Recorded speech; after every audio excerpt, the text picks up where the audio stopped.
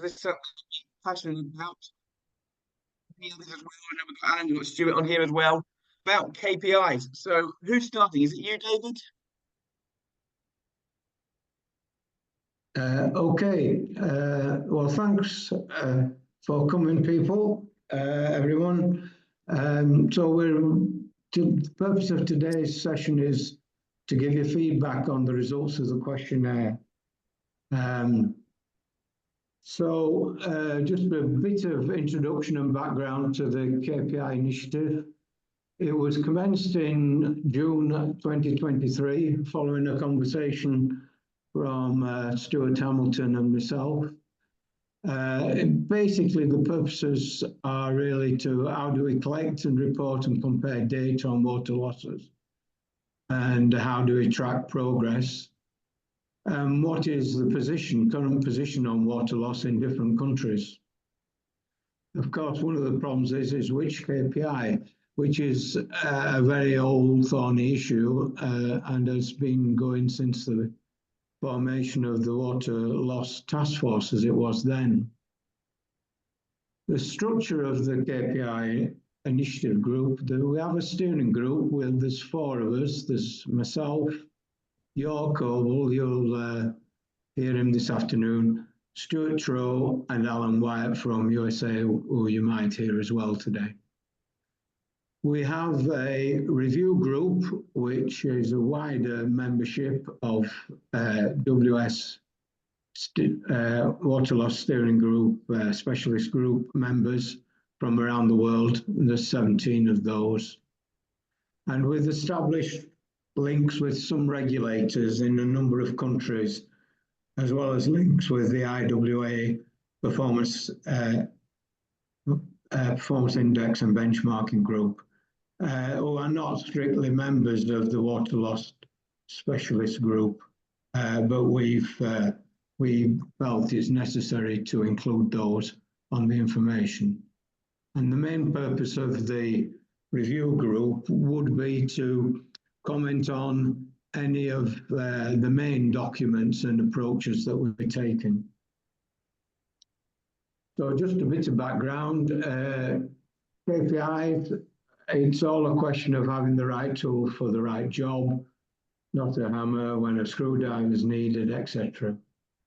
And the purposes might be benchmarking, might be reference levels, maybe target setting.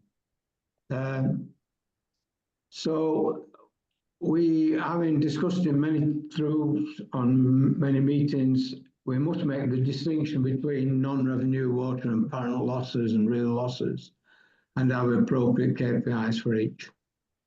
And we are conscious that we are impacted by the EU regarding the Water Framework Directive and the taxonomy regulations, and we have actually attempted to make representations to them via Euro. And we need to learn about regulation in other countries. So just quickly, the first part is assessing current KPI practices, and we've designed a questionnaire to understand that. Asking questions on what KPIs are collected, who owns and publishes the data, frequency and currency of data, what's its purpose, and what's the role of publishing organisation. And then we're hoping to move on to preparing a guidance document and a data loading of a global set of KPIs. We have actually started doing that a little bit just to get a feel of the issues that are involved, but we're ongoing at the moment with identifying sources. But today's purpose of today's meeting is to give you feedback on the questionnaire, which was run during June. So I hand over to Joerg to do that. Just before you hand over to Joerg, is it possible, Joerg, to get the whole presenter screen? Because I'm seeing 2 screens at the minute. I'm seeing the main screen and the next slide. Is it, or is that too risky? You've seen what? I don't know if I'm the only one, but I'm seeing two slides at the minute. I'm seeing the main slide and I'm seeing the next slide. Is it possible to go on It's presenter picked up. mode? Sorry, it's picked up the wrong screen. I'll try again. I think Michael is right. It's the presenter it's screen versus the whatever screen. Yeah. Yeah.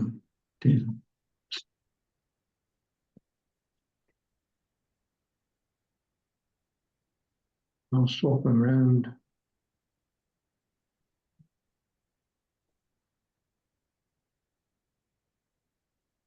If not, we'll continue as we were, David. No, it's all right.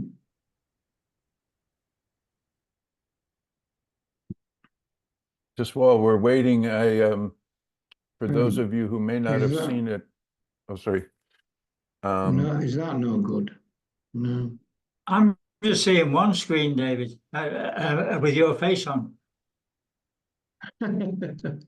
Yeah, you've got to share again, I think. Yeah.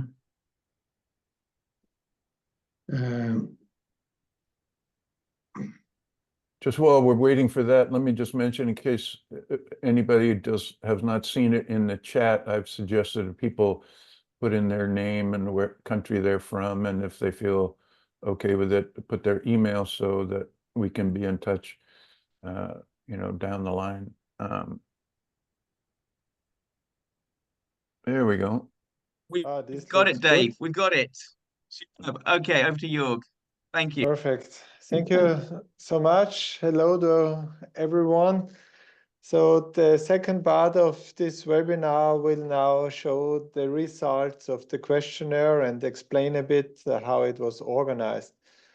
So the objective of this questionnaire was to find out how different countries are dealing with data assessment for non-revenue water, what indicators they are calculating, for which purpose they are using the indicators, who are the agencies collecting such information, and also how they are dealing with in terms of quality assurance. We wanted to know which type of data they are collecting and how it is published, if it is in which type, and also how the performance indicators are used within the utilities or with the regulators, benchmarking agencies or other institutions. So we designed a questionnaire which was run on an online platform. The survey was open between May 24 and June 21 this year. And the next slide is showing the feedback we had. On the top right hand, you can see that after announcing the questionnaire in the weekly email newsletter from the Water Loss Specialist Group, you can see there was a huge dynamics in the first days. But at the end of the period, the activity in the platform was going down. On the top left hand, you can see that we really had a huge number of people starting to fill the questionnaire, but finally only a small proportion. It was 37 questionnaires were completed, and there was a big number of not completed responses. You can also see on the bottom right that it took most of the participants between 10 and 30 minutes to fill the questionnaire, which maybe is a bit long, and some of them needed more than 30 minutes to fill it. So this was maybe one of the reasons for people to give up and not to complete the questionnaire. Anyway, if we move to the next slide, we can see here the participants. We finally had 37 completed questionnaires, and they are representing 24 countries in 6 continents.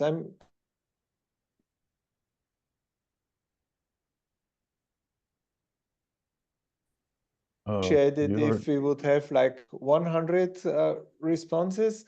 But what we can see is that some regions are only represented with a very small number of feedback. For example, South America, Africa, a very few participants. Most of the participants came from Europe, especially Austria, Germany, Spain, Poland. Australia also had 4 participants, the US 2, and you can see here. So we have a nice distribution above the globe, but the number of participants still was a bit low. What you can see on the left bottom, that the types of organizations taking, please, if you go back to the previous one,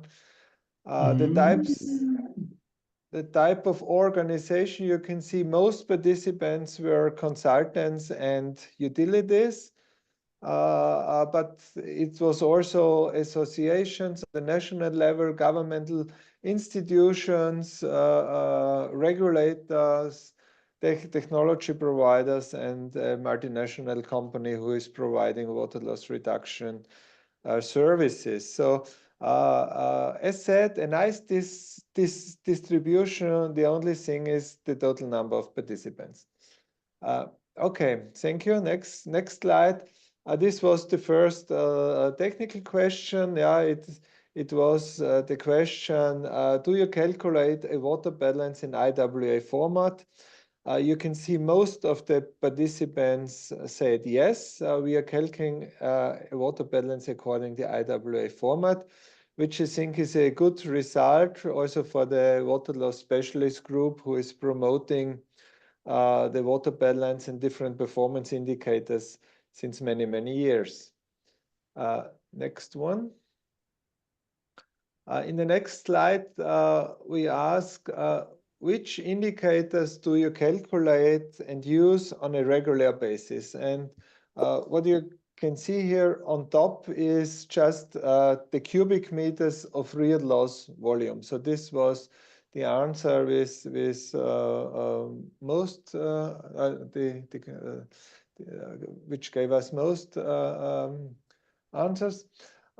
Then second is non-revenue water in percentages and real loss in percentages. So this is not surprising, but maybe disappointing for many water loss technicians, as we are saying since many years, that the percentages should not be used for technical interpretation, but out of this questionnaire, we see that percentage are still widely used. Yeah, but you also see a wider range like the ILI, the losses per kilometer, and the losses per connection.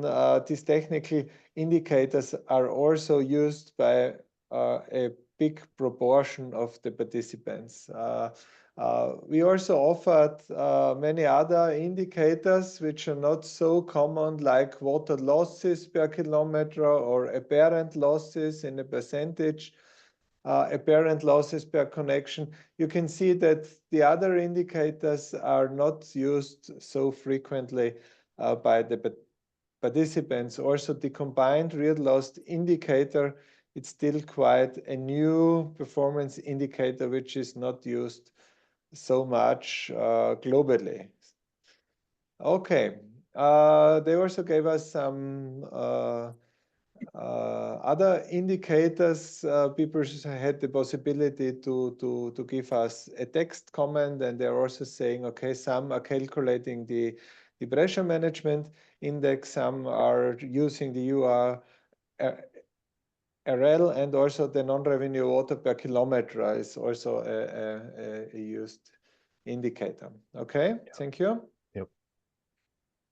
Then we also had more complex questions where we were asking, like the question number 4, who is requesting which performance indicator? So the options to choose were regulators, governmental institutions, national associations, benchmarking agencies, international institutions such as the EU or others, and media.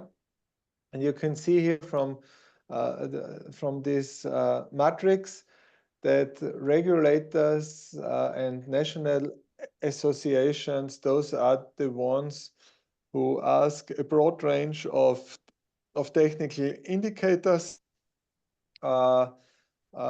like the percentages of different types, so the percentage of non-revenue water, but also percentage of system input volume, the real losses, yeah, but also the technical indicators are requested a lot by regulators and the national associations. Also, the benchmarking agencies, they're also using mainly those indicators. You can see here the higher numbers. It's the cubic meters, it's losses per kilometer, and the ILI. While, for example, media especially they're asking for the percentage values of real loss and non-revenue water. Yeah? Okay. Then we were asking about the frequency these data are collected. Yeah? And what you can see here is that the different institutions which are asking for this data collection, most of these data are collected on an annual basis, yearly basis, yeah. But some, you can see here, some regulators are also asking for monthly data. So most of the data is collected annually. For benchmarking agencies, you can also see that some benchmarking projects are using annual data collections, while other benchmarkings are run even every 2 years or in longer periods. Yeah. Okay. Question number 6 asked if only performance indicators are reported, or if also additional data such as variables and context information is considered. And we see here that, yeah, more than 3/4 say that not only the indicators are calculated, but they're also calculating variables, context information, which in general is very important for interpreting data, so to understand also the frame conditions and to allow a better interpretation of the indicators itself. But some say they're only reporting the performance indicators. Next one. Yeah, this question asks if the data that are finally that are reported, if they are published anonymously or by showing utility name. And you can see here that the majority is of published data shows the utility name, but there is also a large proportion, 1/3, that which reports the data in an anonymous way. I just can say from the Austrian experience in benchmarking in Austria and Germany, for example, they are mainly using anonymous data reporting. Yeah? So this is why this proportion is relatively high, because there were many participants also from Austria and Germany, which is a bit over-representing the statistics. But we see in other countries, it's mainly that they're also showing utility names. Okay.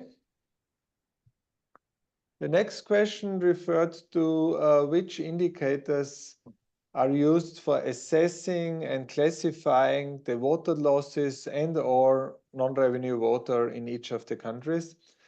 So what we can see here, that the indicator which is used most is non-revenue water as a percentage of the system input volume. Yeah. So and Second is the ILI, followed by the real losses per mains length, followed by the real losses per connection per day, and then we have the real loss as a percent of the system input volume.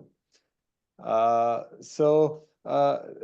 this is quite an interesting result because especially the percentage value is something, as I said before, we are promoting since long time not to use it for technical purposes, and still we can see that it is very widely used. But it's also good to see that the other indicators that are promoted a lot from the water loss specialist group, like the ILI, like the losses per kilometer, the losses per connection per day, which are also in the IWAPI manual described. So those indicators are the ones that are used most. Yeah. Okay. Yeah, the next question was asking for which performance indicators are used for setting targets. And you can see here the answers. In blue, you can see a target selected by the utility. So let's say this is an internal target. In red, you can see a target from an external organization, for example, from a regulator. So we call it external target. And in green, which is not used for target setting. Okay, now we have a problem because Dave, I found a mistake. I found a mistake in the infrastructure leakage index. You can see there are too many answers. So the infrastructure leakage index should come to the top. Yeah, there are the correct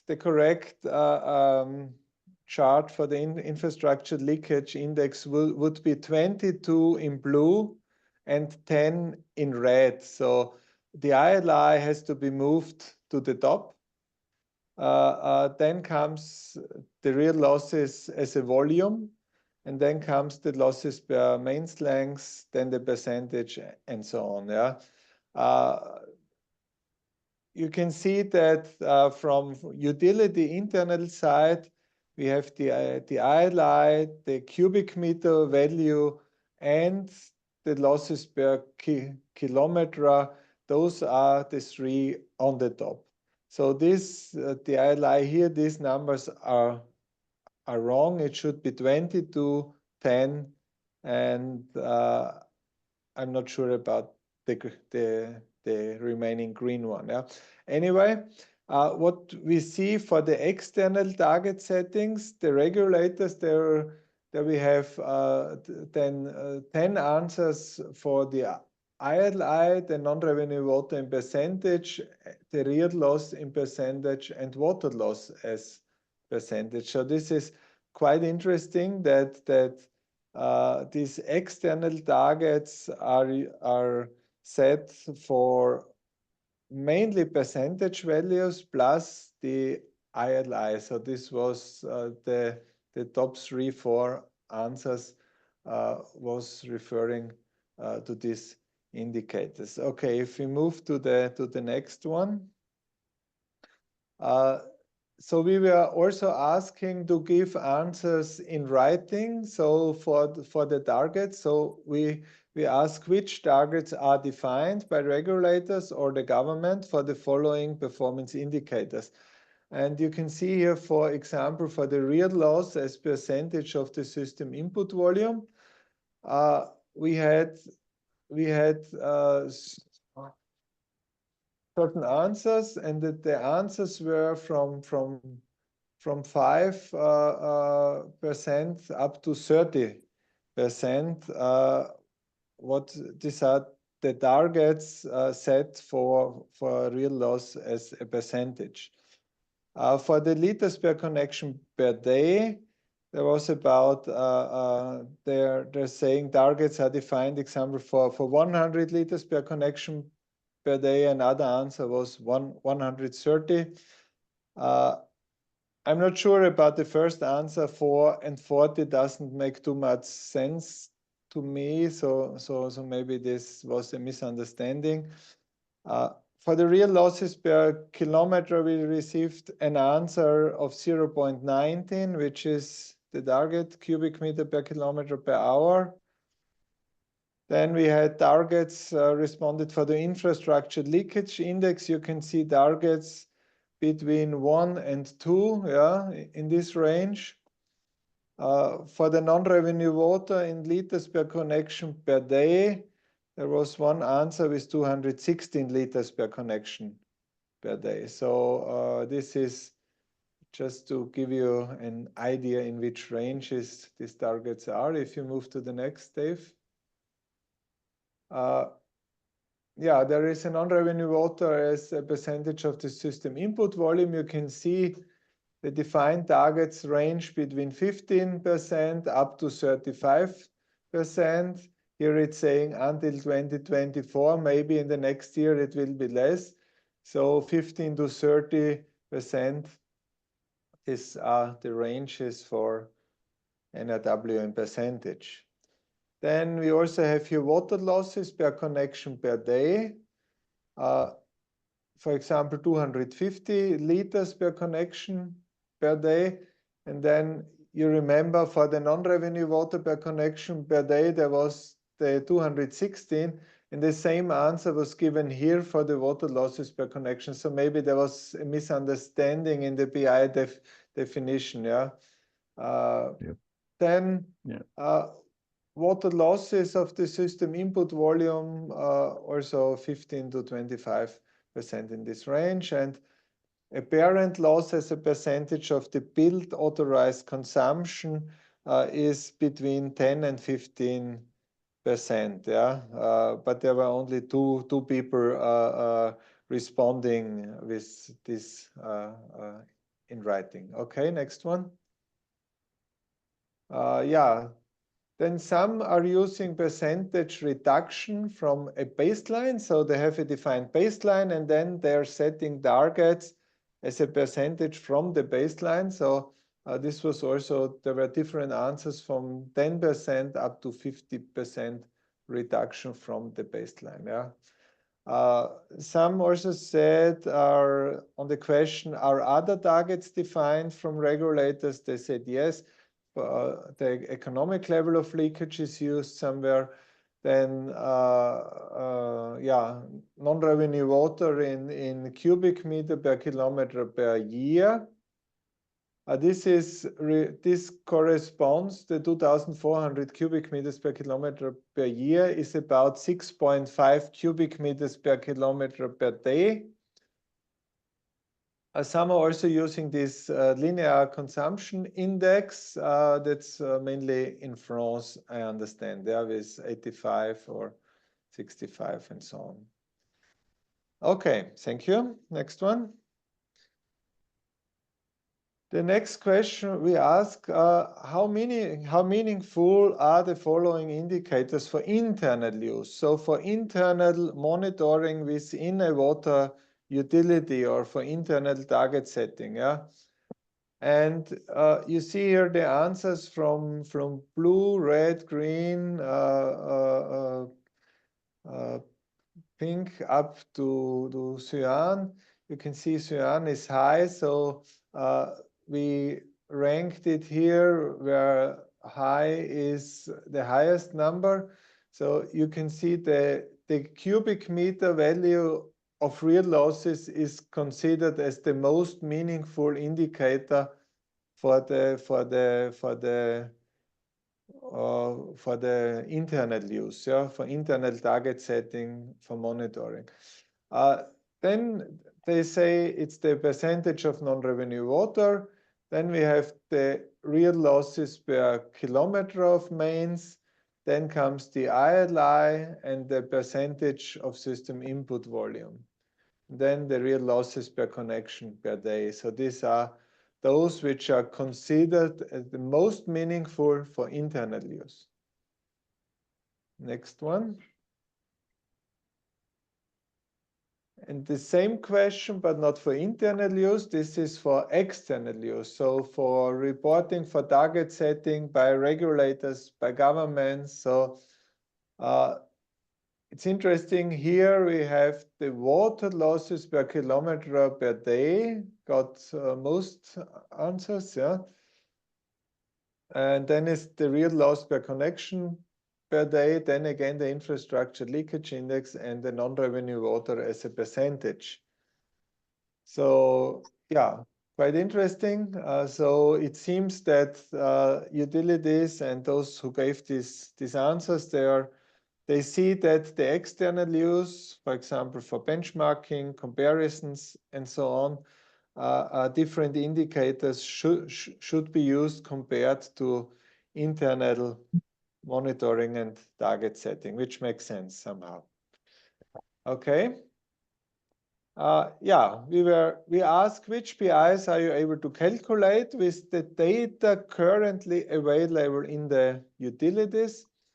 So yeah, on top again, you see the percentage, it's easy to calculate. Then yeah, the real loss volume, non-revenue water per mains length, then comes the water loss in percentage and water losses per mains length. Yeah, then the non-revenue water.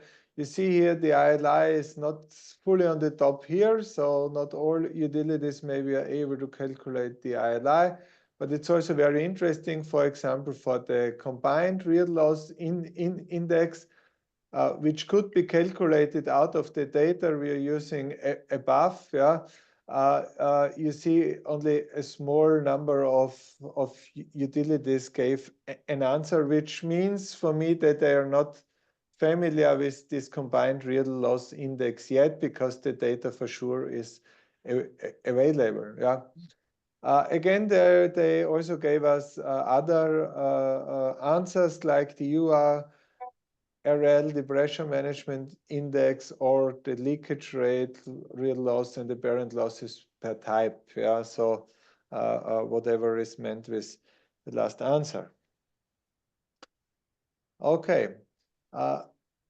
Question 14 referred to the uncertainties. So we asked what are the biggest uncertainties, and we saw that the unauthorized consumption is on top. Yeah, so this is in most cases only roughly estimated, which is indicated with in blue here with 13 answers.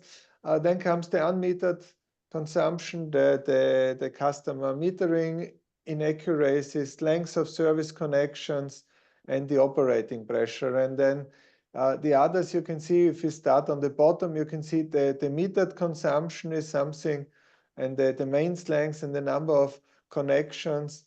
Also the supply time, which is indicated in cyan from the right side coming, you can see that those data are available quite accurate. Yeah. Okay, next one. Yeah, so the biggest uncertainties, there were also some other items mentioned in text. For example, the reading schedules that are not synchronized. Then a main problem is the estimation of internal consumption. Yeah. Also length of service connections, intermittent water supply, or the estimation of fire flow consumption and the operational consumption. Unauthorized consumption is a big challenge in Brazil, but I don't think not only in Brazil, in many other countries, it's also a big challenge. Yeah, so these are also some outcomes about the uncertainties we need to be aware of. Next one. So the next question was asking information about data quality, reliability, and accuracy. Yeah? You see that 19 responded with they're using error margins for the calculation or for the assessment of all the variables, which is of course great. And others, about 1/3, they're using at least the information about data reliability and data accuracy according depending system you find in the IWAPI manual. So like ABC for the reliability. Yeah. Okay. Yeah.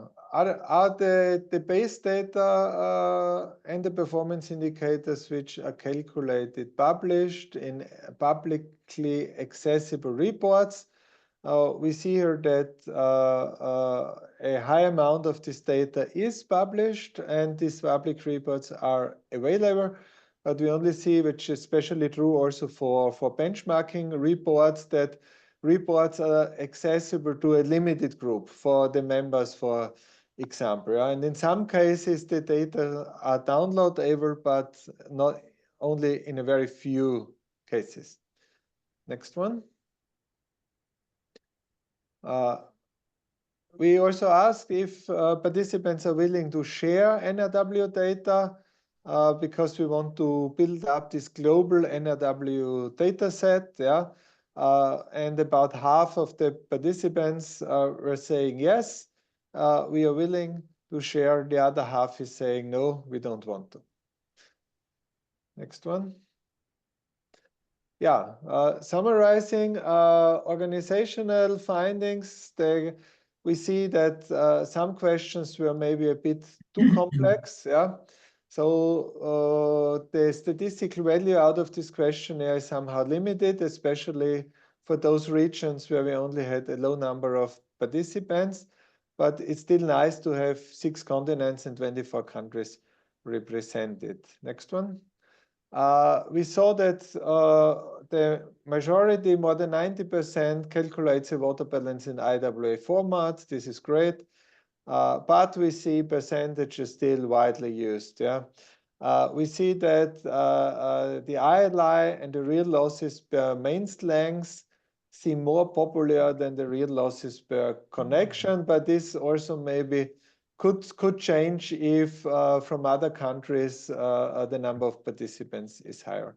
The curly for now is not used so widely in so many countries, but in some countries it is. Yeah, it's still a quite new PI that should be promoted maybe in the future.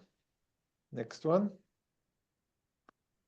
Yeah, the data's requesting, we see it's mainly the regulators, the national associations and benchmarking agencies who are collecting data.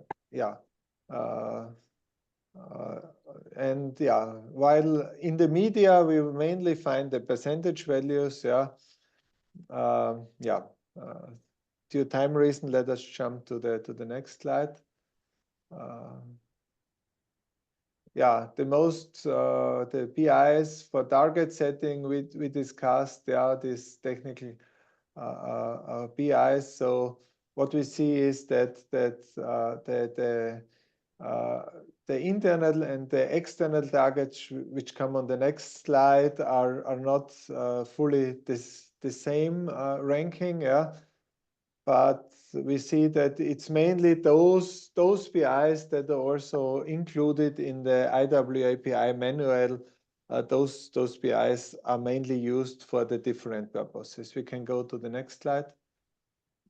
Yeah, we can jump over maybe. Yeah, the uncertainties we also discussed. So there's a wide range of uncertainty, especially the unauthorized consumptions, apparent losses, but also length of service connection, the operating pressure, and the period of calculating the system input volume versus billing. This was also one of the main issues identified. Okay. Outlook, and this is the final slide from my presentation. We think that it might be good to have some guidance notes, which are also explaining the pros and the cons of the different performance indicators that could be helpful for the users. I mean, we have the PI manual, yeah, which is a very comprehensive data set. But for the water loss performance indicators, it might be good to have some additional document which is explaining more how to use these indicators, and also maybe describing new PIs like the curly and to motivate people to also use this performance indicator. So, and what we are targeting is this global NRW data collection. This should also help us to get information about those regions where the participation was low. What we also see is that the regulators and national association, they really play an essential role in collecting data. So I think those institutions should be targeted by us to really request their input for this global NRW data set. And yeah, I would give now back for the discussion. Yeah, happy to hear your questions, and maybe you also have some feedback to the questionnaire itself, if you tried to fill it, if you succeeded or not. And yeah, then we can discuss how we will move on with this questionnaire. Okay, brilliant. Thank you, Joerg. And thank you, Dave, for your presentation on here. So again, happy for discussions, happy for questions. Feel free to put them on the chat or to put up your hand if you're bold enough to want to do that. I guess for those involved in it, and we're happy to have Alan White and Stuart Trow to kind of also give some views on this. Was there a big surprise when you saw these results come in? Was there something that stood out to you that you thought, I wasn't expecting that, or I didn't realize that was still going to be the case? And any thoughts on that?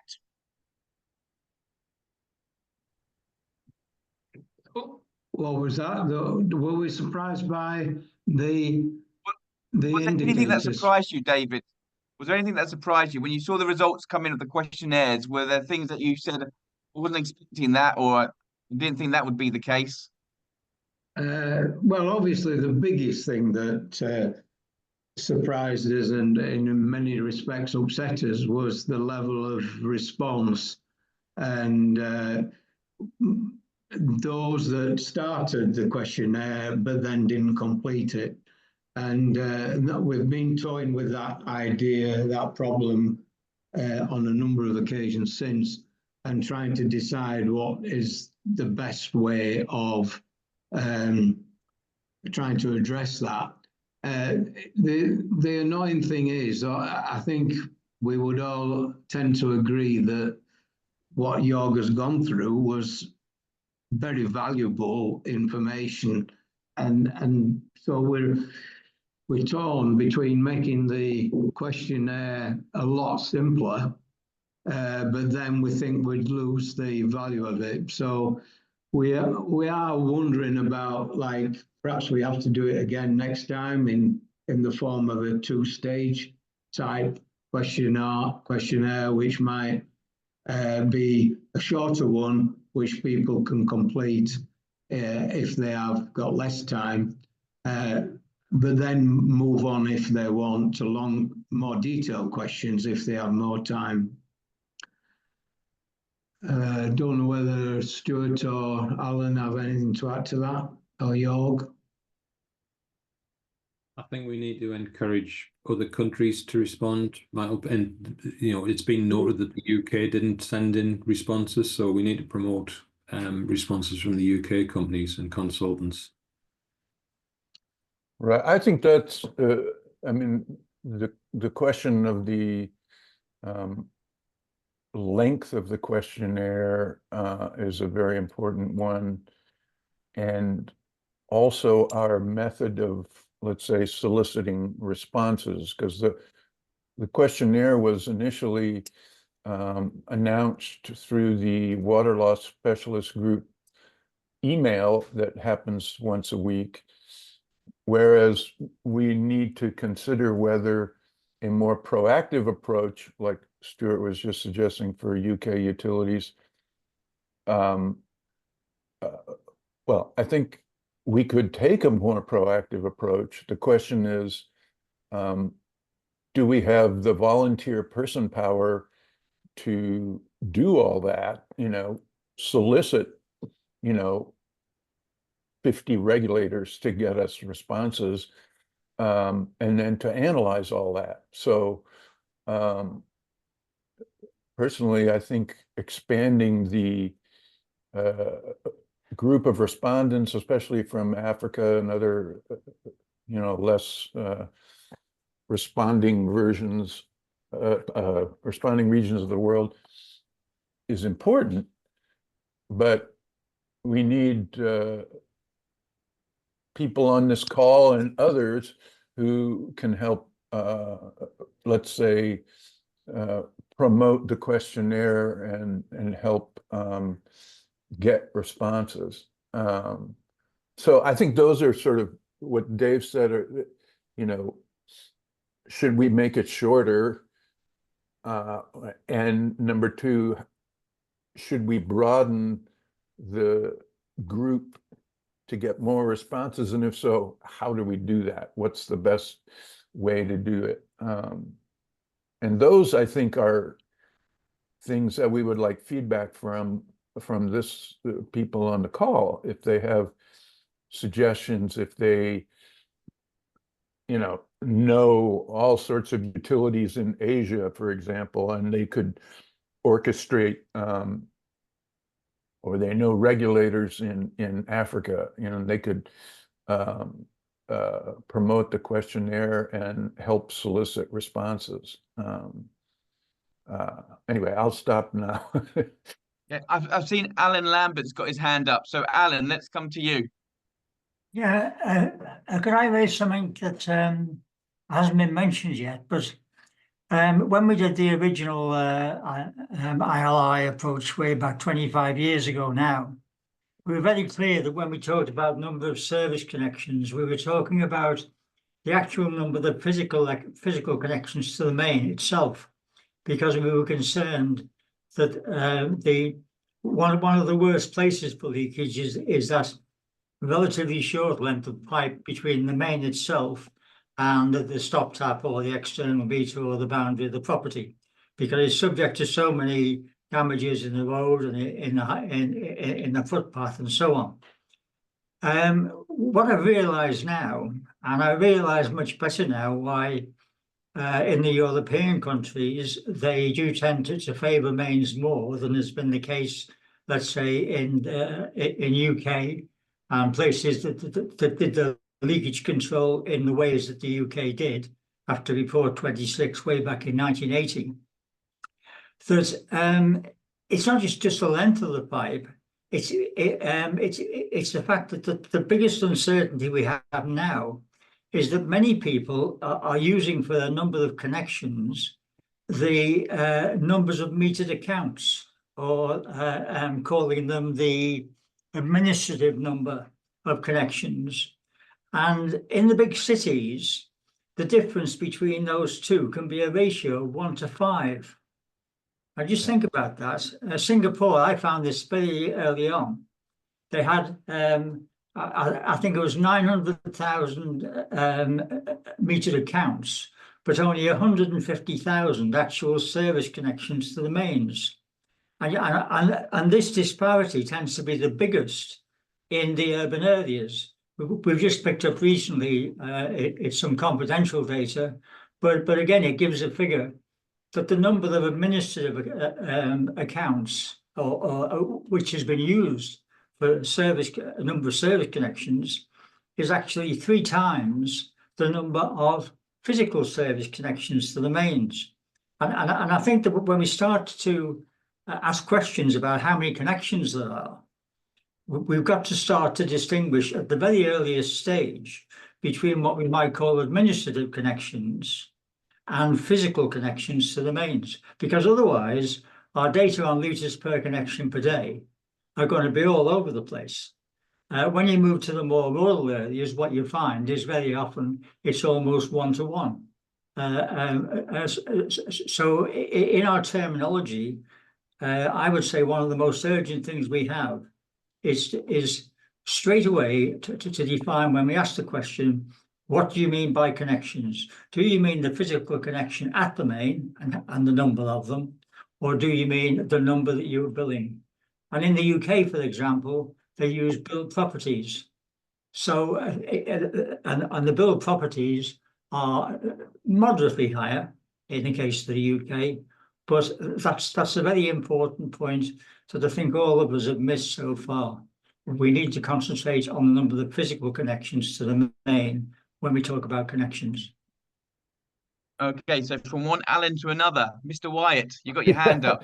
Yeah, well, I fully agree that the definition of connection is important. But in my research and looking for data, a lot of countries do not report connections, perhaps for the reason you've just described, and they just do kilometers, and that causes a problem with connection density, because the per kilometer metric will change depending on how many connections there are in that kilometer.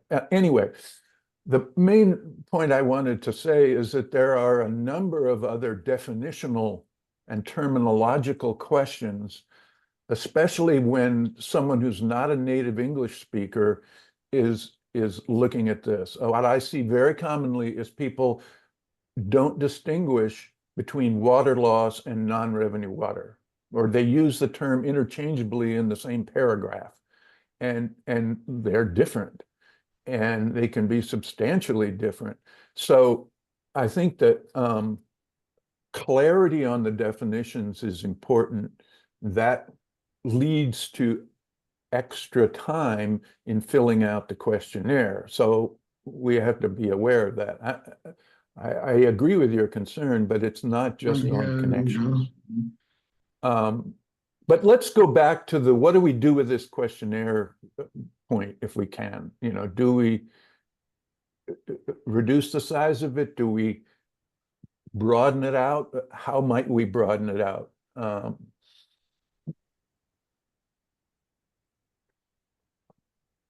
I guess, Alan, just Anybody? picking up on your point here, what you've just said, and this feeds into a point that Mark Nichols just made, and he's just got to leave the meeting to go to another meeting.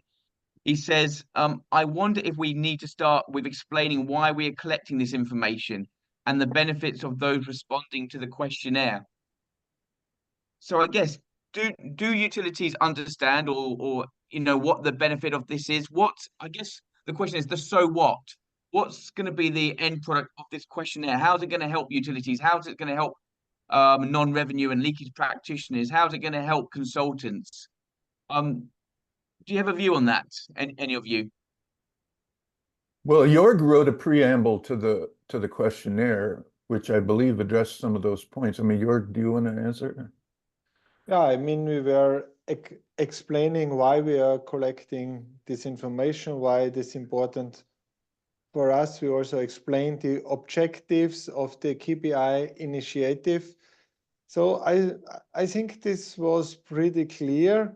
The only issue, I think, and I know it from my own, if I'm doing a questionnaire, maybe we should have been more honest to say you need half an hour to do it properly. Yeah, maybe some people starting it with the expectation it takes 5 minutes only, and then they're giving up because they don't have the time for. And what I think what would be very important is also what Ellen said for the future, to really target those groups which are the most important one. This is the national associations, and it is the regulators. So if we can make contact with some of those groups, yeah, and we get feedback, okay, we want to take the time we would like to give our answers, then I think we can discuss to reopen the questionnaire for regulators in different regions, because we don't know much about the African continent. Also in South America, we only had a very limited number of responses. We know quite well what is going on in Europe and European countries. There is also other type of information available, but of course it would be nice to get a larger sample. So I think we should think about how we get in touch with those and really actively discuss with them, explain them why it is needed, why it is important, and that it will finally feed in a manual that will help the user to interpret the non-revenue water loss PIs, which is so important, especially in those parts of the world, like Asia, like Africa, like South America, where we have very high leakage rates in many utilities. Okay, brilliant. Thank you. Okay, so Stuart Trow has learned how to put his hand up, so he's got his hand up now. We'll see if he knows how to take it down after he's done his question or his answer. And then Alan White, you want to make a point after that. I've got a button which says lower hand. I can work that, Michael. I just wanted to come back about Alan's point about physical connections and commercial connections.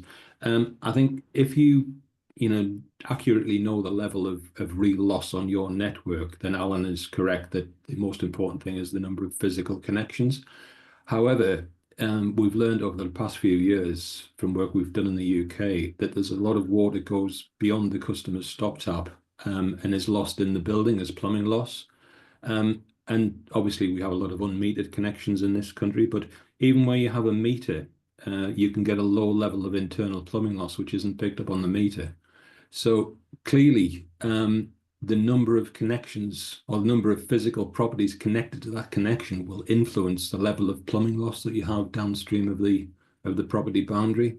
So that's a long-winded way of saying I think you need both. You need the number of physical connections, but you also need the number of properties supplied so you can get a handle on the level or the potential level of internal plumbing loss. Yeah. Okay, thank you. If I could Alan. chip back in, if I can just chip back in, yeah, I'd agree with Stuart on that, because if you only show one, if you just say number of connections and you ask people to define as a certain you need way, both. Yeah. and but if you have both, you can actually see the difference, and the differences are really, really huge. So it depends what your objective is and what real losses you're trying to measure. Although, Right. mind you, losses on the plumbing, strictly speaking, should be treated as part of consumption because they're measured as part of consumption, unless, of course, the meters are only recording the very, very small amounts. Yeah. Okay, thank you, Alan. Now to the other Alan. Yeah, I have my hand up because one of our participants from the US said, Stuart, open the reactions panel. I don't know if that makes sense, but I was able to open mine and raise my hand. So I don't know if we're having a technical difficulty. No, that was all about whether Stuart could raise his hand, but he can. He can. Oh. I thought you were going to go on the comment. I thought you were going to do the comment below that, Alan, that talks again from our friend Stanley about the AWWA having this data, but feels they may not give it to free. They may need to sell it. No, they charge $500 for the data, and it may be anonymized, but I was going to write to Frank Roth at AWWA, who runs that program. I have a presentation from him. It's all anonymous, but I was thinking if we got Stuart or somebody to write a formal request, because I know, for example, the Water Research Foundation and the UK Water Industry Research Center have a formal partnership. So maybe we could appeal to AWWA to share information. They may want it to be anonymous, but anyway, Stanley, I'm aware of that. And if you have any thoughts on that. topic, I'd be happy to hear them, so. But as far as US cities go, there's all the water balances from California and Indiana and Georgia, many, Quebec, quite a few states have water balances, but still, I've never been able to find any data for your New York City, for example, so. Well, let me ask a question, and I'm gonna right away excuse myself for asking a blunt question, but I'm gonna ask the question to Alexander if he's listening. I know, we know each other from the benchmarking group, and I know you're very involved in the Danube program. Do you think that the Danube program as a whole would be interested in collaborating to provide information, but then with the benefit, as Mark has raised, of seeing how they fit in with other parts of the world, but the additional benefit of contributing to a guidance document that is one of the main outputs of this initiative. So what do you think, Alexander? And again, I'm sorry to put you on the spot, but No problem, no problem. I think on first reaction, I think that IWD, International Association of Water Companies in the Danube region catchment area, could be quite interested in such exercise, and especially because there is ongoing cooperation with the new IBNet also. So it could be kind of significant reach, to different, not only, let's say, Danube area, but also other areas too. So it could be something I could question this with colleagues from IWD, and then check with them if we could do something on this. And I think they already have good cooperation with EVA in general, IWA. So it could be something to be discussed. Yeah, and number of our utilities are also kind of transparent, so they're not so scared to share data. So yeah, and many of them also, of course, have issues with non-revenue water. So it could be a good win-win combination. Yeah, that'd be great. Thank you. Be great. Thank you for that. Yeah, that's very good. We've also touched base. Sorry, we've also touched base with the new IBNet people and have a general understanding to cooperate. But anyway, that's great. Thank you, Alexander, very much. Okay, we've only got a few minutes left, so if anybody hasn't asked a question that would like to ask a question, either raise your hand or please put it in the chat, but you need to do it fairly quickly. I want to ask a more general question, not so much about the questionnaire, but really the results of the questionnaire, and perhaps coming to you, Joerg, on this one. Do we have too many KPIs? Is there an opportunity for people to game the system? So I'm in a big rural area. Yeah. I want to do it by, what do you call it, kilometer. If I'm in an urban area, I want to do it by connections. So kind of just your view on the answers. Do we have too many people? Because there's a big long list there. I'll go first if you like on that. And after 30 odd years in this game and working all over the world, in the end, most utilities, when push comes to shove, or as you say, when it comes to hey lads, hey, then they push the ones that make them look the best. And because they're subject to so much criticism from the press, from the public, from everybody else, and leakage is such an emotive subject, I deplore it, but on a practical level, I can understand why they do it. And whatever we do technically, we will never get over that particular aspect of human nature, that people protect their organization in last resort. And sometimes they do it in the first resort as well. Well, but this is a critical role that our guidance document can play, in that it can shed light on this, especially for regulators. And you know, I know the situation with Thames Water and the other guys, you know, I'm sorry to dive right into the pool, but you know, that kind of thing happens.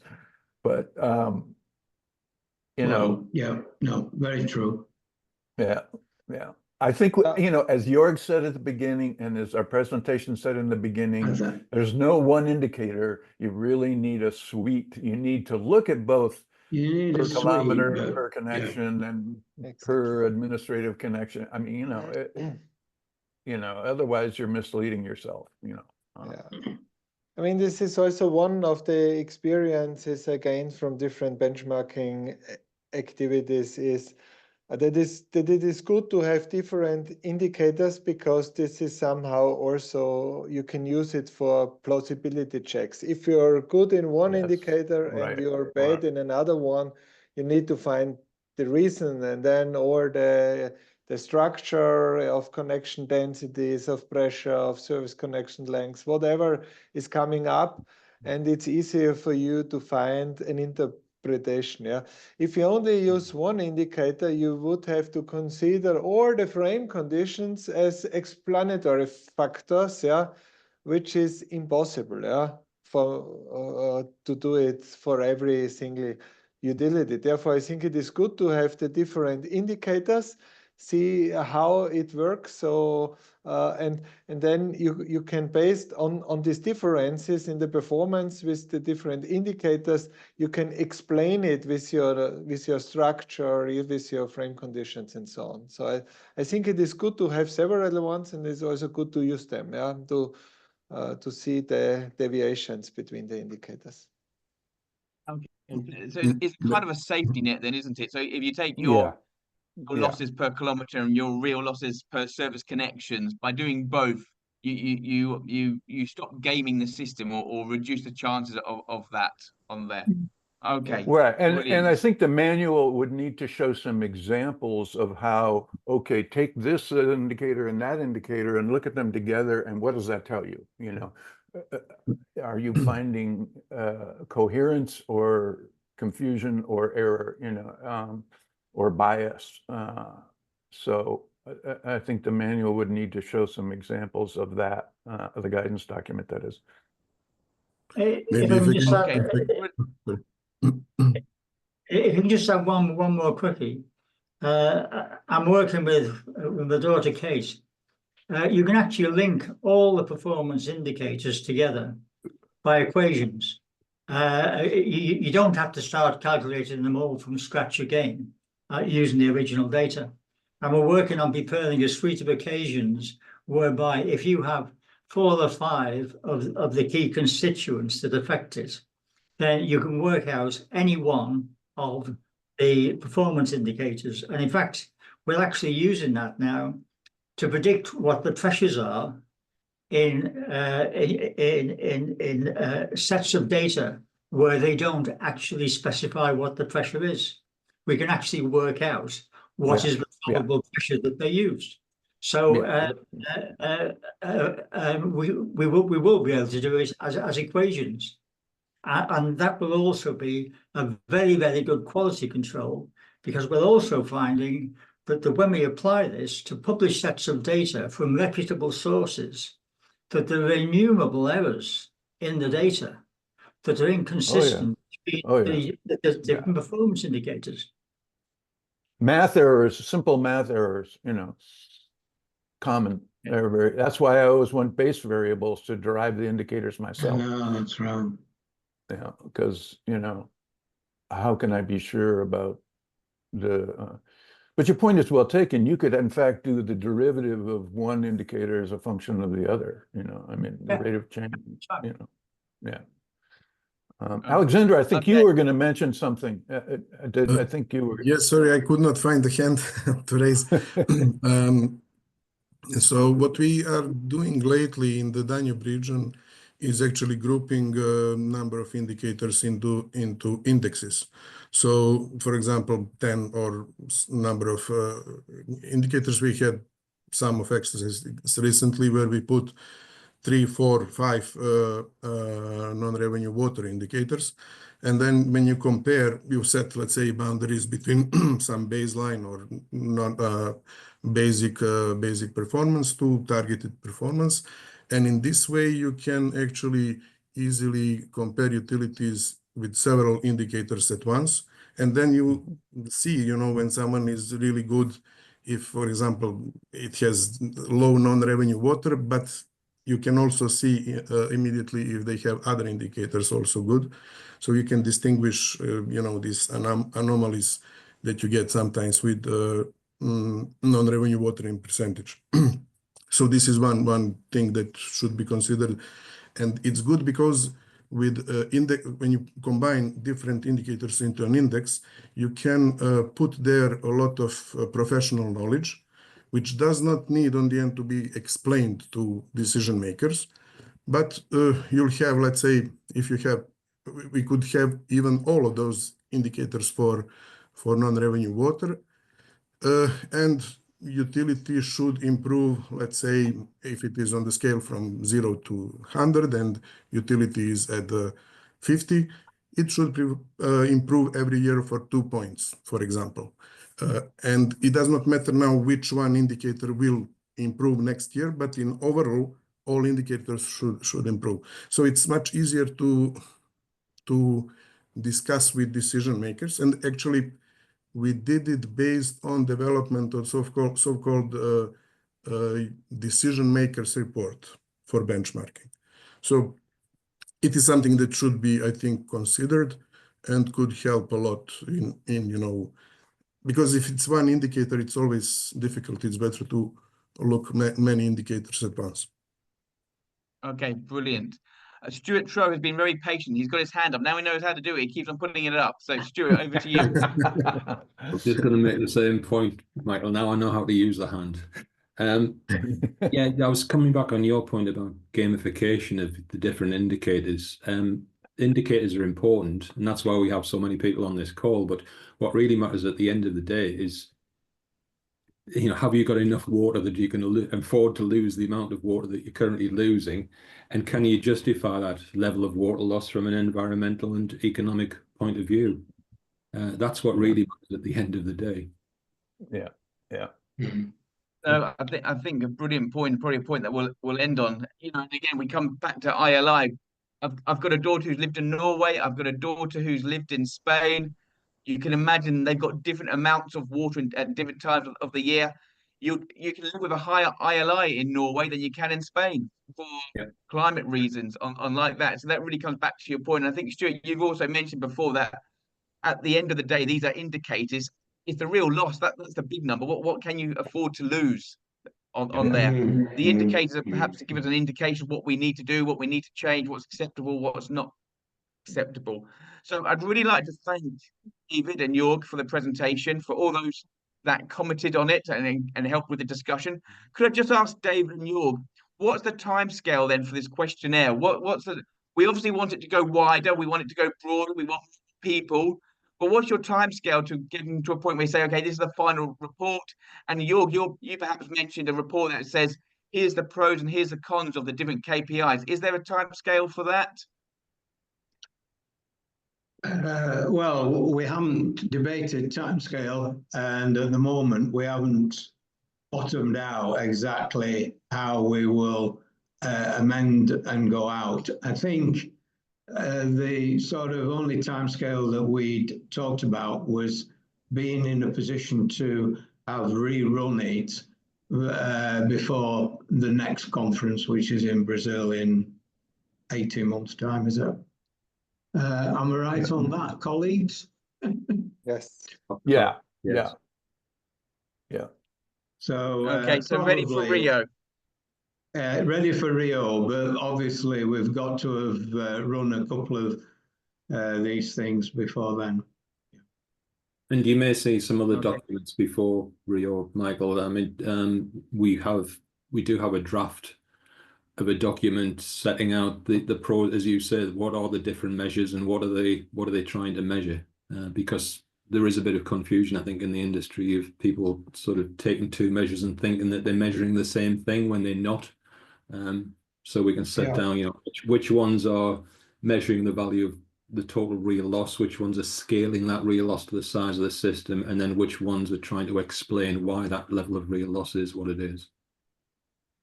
Okay. No. Can I just say that'd be one brilliant. thing? I know we're not.